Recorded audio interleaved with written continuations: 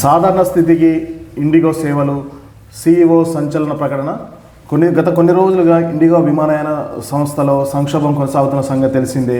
ఈ సమస్యలను పరిష్కరించేందుకు ఆ సంస్థ ప్రయత్నాలు కొనసాగిస్తుంది.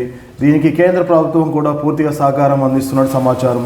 మంగళవారం కూడా పలు విమానాలు రద్దయ్యని మనకు సంస్థ ప్రకటించింది. కానీ కార్యకలాపాలు మాత్రం సాధారణ స్థాయికి చేరుకున్నాయనేసి ఇండిగో CEO సంచలనమైన ప్రకటన చేశారు. మీ విమానయాన సంస్థ సాధారణ స్థితికి చేరుకుంది. కార్యనిర్వాహక వైఫల్యం వల్ల జరగడం వల్ల మిమ్మల్ని నిరాశపరచామనేసి ఇండిగో CEO మరొకసారి క్షమాపణ కోరారు. లక్షలాది మంది వినియోగదారులకు ఇప్పటికే రిఫండ్లు పొందారని, ఈ ప్రక్రియ మేము ఇంకా కొనసాగిస్తున్నాము అనేసి, ఎయిర్పోర్ట్లో చిక్కుకుపోయిన ప్రయాణికుల లగేజ్ని కూడా వాళ్ళ ఇంటికి క్షేమంగా చేరుస్తున్నామనేసి, ప్రయాణికుల అవసరాలకు అనుగుణంగా వ్యవహరిస్తున్నాం. నిన్నటి నుంచి 100కు పైగా గమ్యస్థానాలకు ఇండిగో సర్వీసులు ప్రారంభమయ్యాయి.